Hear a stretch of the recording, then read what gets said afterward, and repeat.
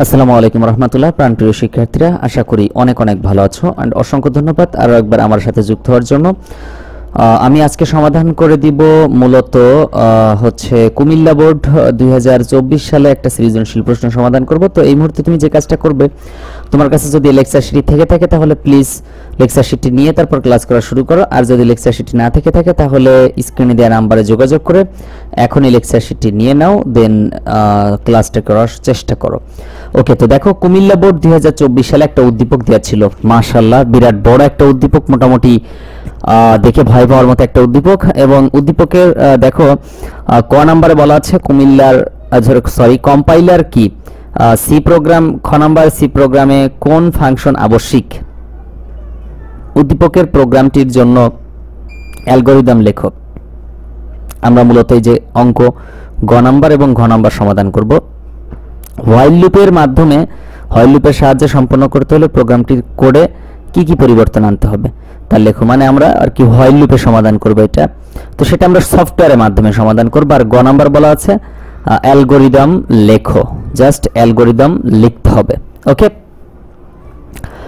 তো এখন আমরা সরাসরি হোয়াইট বোর্ডে চলে যাই এটার অ্যালগরিদম লেখার জন্য।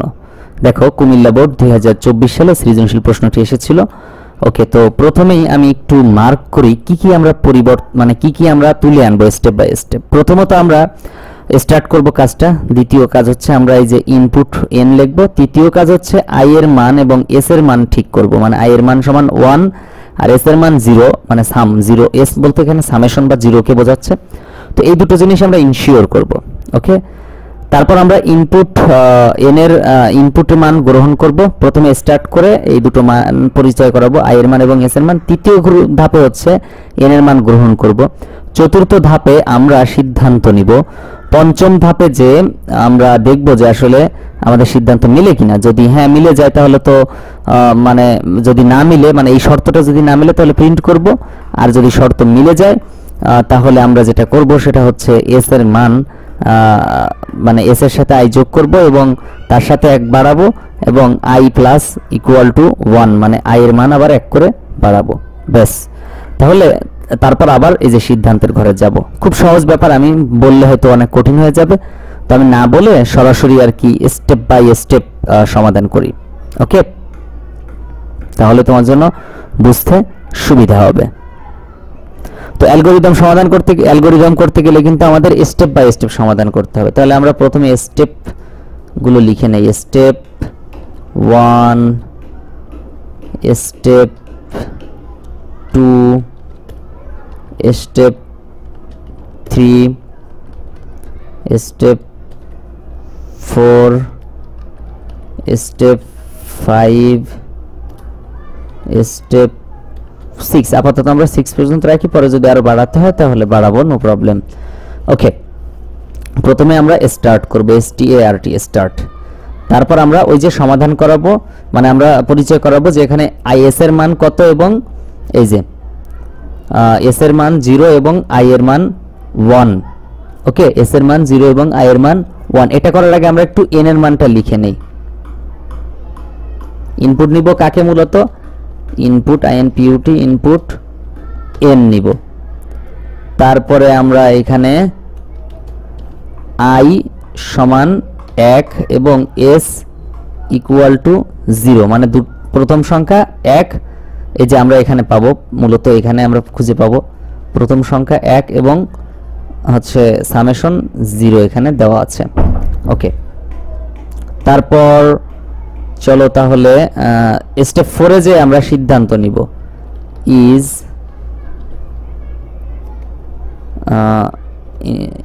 ব্র্যাকেট দিতে হবে, ইজ এই যে এখানে যে শর্তটা থাকবে এই শর্তটা হুবহু তুলে দিতে হবে, i less than equal n কিনা, ইন্টিগ্রেটিভ সাইন দিব।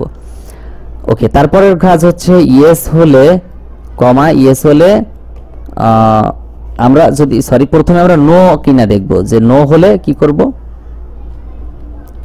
নো হলে আচ্ছা আমরা প্রথমে ইয়েসই দিতে পারি, ইয়েসও দেওয়া যায় নো দেওয়া যায়, তো আমি ইয়েস দিয়ে দেই।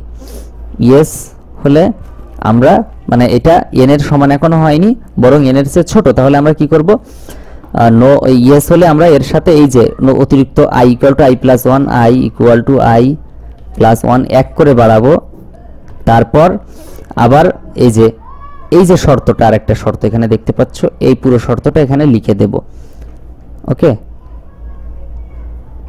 ওকে, কি লিখবো? s equal to s plus, মানে দেখে দেখে হুবহু লিখে দেব, s প্লাস i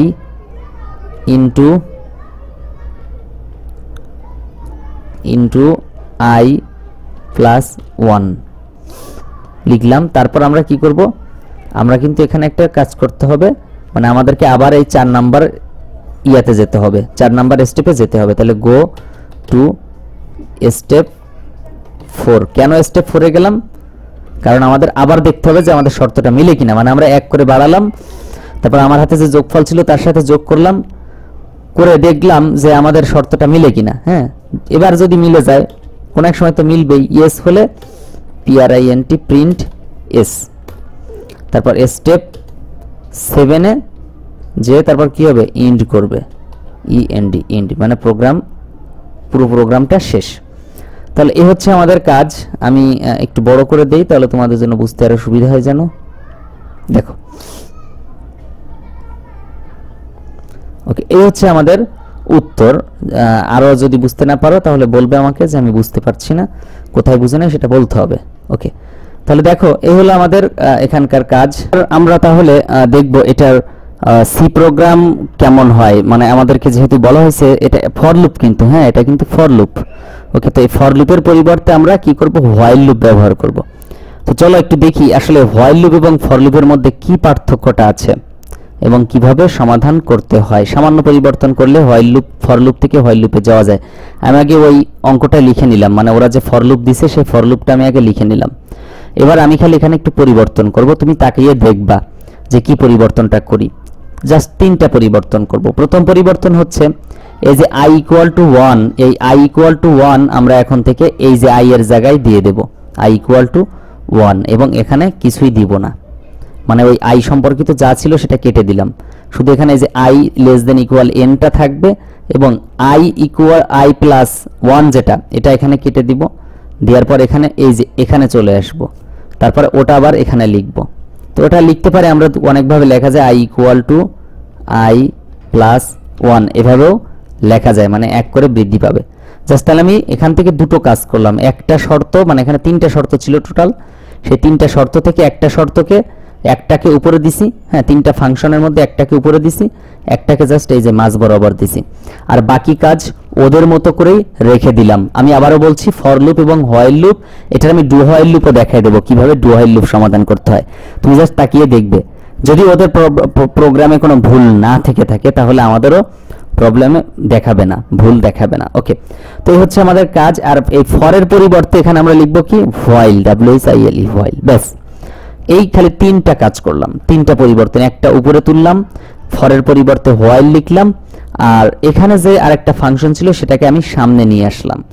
ব্যাস, এই হয়ে গেছে আমাদের কাজ। এখন আমি এটা রান করব। তো আমি এটা আগে সেভ করে নেই, তারপরে রান করব। ওকে, সেভ করলাম। এখন দেখি কম্পাইল এন্ড রানে দিয়ে দেখি, জি এখানে একটা ভুল হয়েছে। সেটা হচ্ছে এই যে ইন্টারোগেটিভ সাইন আসছে, দেখো ভুলগুলো দেখাবে সব, মানে এই সামান্য ভুলে দেখো প্রোগ্রাম রান করছে না। তার মানে কেস সেনসিটিভ বলা হয় এই কারণে। এই যে একটা ভুল, এখন আমি ভুলটা সমাধান করলাম, দেখার কোনো ভুল আছে কিনা। যে এখানে একটা ভুল আছে, সেটা হলো মেইন ফাংশন আমার লেখা হয় নাই, MAIN, মেইন, গেট CH মেইন, এখানে মেইন ফাংশনটা লিখতে হয়। ব্যাস, মানে ওদের কিছু কিছু এই মিস্টেক ছিল, বা আমি কপি পেস্ট করছি, হয়তো মিস্টেক হতে পারে। ওকে, তারপর এবার আমরা রান করি। জি, এবার রান করছে, তার মানে ঠিক আছে। এখন তুমি এখানে যে আউটপুট যেটা লিখবে, এটা কিন্তু আউটপুট। হ্যাঁ, তুমি n সমান সাপোজ তুমি এখানে 100 লিখলা, তাহলে এর আউটপুট হবে হচ্ছে মানে এর যোগফল, পুরোটা যোগফল হবে কি 34,343,400 সাম, এই যে দেখতে পাচ্ছ স্ক্রিনে। তো এই হচ্ছে উত্তর, এটা আউটপুট। তুমি লাস্টে এখানে লিখবে যে এইভাবে, লাস্টে একদম লাস্টে এখানে লিখবা আউটপুট, এই যে এইভাবে লিখে দিবা আউটপুট সমান এইটা।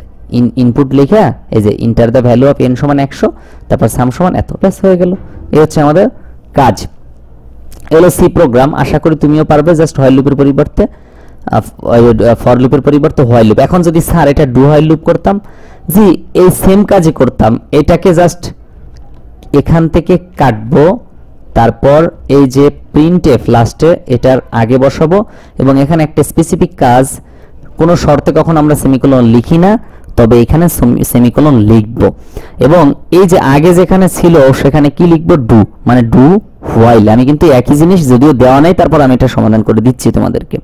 লুপ পরিবর্তন মানে এক লুপ থেকে আরেক লুপে পরিবর্তন করতে গেলে কি কি কাজ করতে হয়, আর তেমন কিছু না, এটা যেখানে ছিল সেখানে, খালি আমি জাস্ট এই ফাংশনটা ভেঙে দুই জায়গায় করে দিলাম। এখন দেখো আমি রান করি, যদি রান করে তাহলে ঠিক আছে, তাহলে রাইট আছে, হ্যাঁ ওকে, জি কম্পাইল এন্ড রান ভুল ধরলাম এবং সমাধান করলাম। এবার এটার মান আমি 100 লিখে দিলাম, যে উত্তর কিন্তু সেই 3,43,400 আগের মতো আসছে, মানে ফলাফল একই আসবে, এটা স্বাভাবিক, শুধু হ্যাঁ উত্তরটা ইয়াটা মানে ফরম্যাট একই রকম থাকবে, ফলাফল একই রকম থাকবে, মানটা শুধু আলাদা।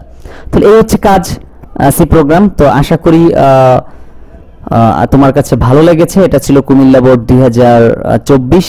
দেন নেক্সট ভিডিও ইনশাআল্লাহ থাকবে কুমিল্লা বোর্ড 2024 এর আরেকটা সৃজনশীল যেটা ছিল। সো চ্যানেলটা প্লিজ সাবস্ক্রাইব করে ফেলো, এবং তোমার যে প্রশ্ন আছে, যে সমস্যাগুলো তুমি ফেস করতেছো, যে কোনো এমসিকিউ, যে কোনো প্রবলেম যদি না বুঝে থাকো, তাহলে প্লিজ হোয়াটসঅ্যাপে এখনই দিয়ে দাও, স্ক্রিনে দেওয়া নাম্বারে হোয়াটসঅ্যাপে কানেক্ট হয়ে তারপর তুমি তোমার প্রশ্নটা আমাকে সেন্ড করো।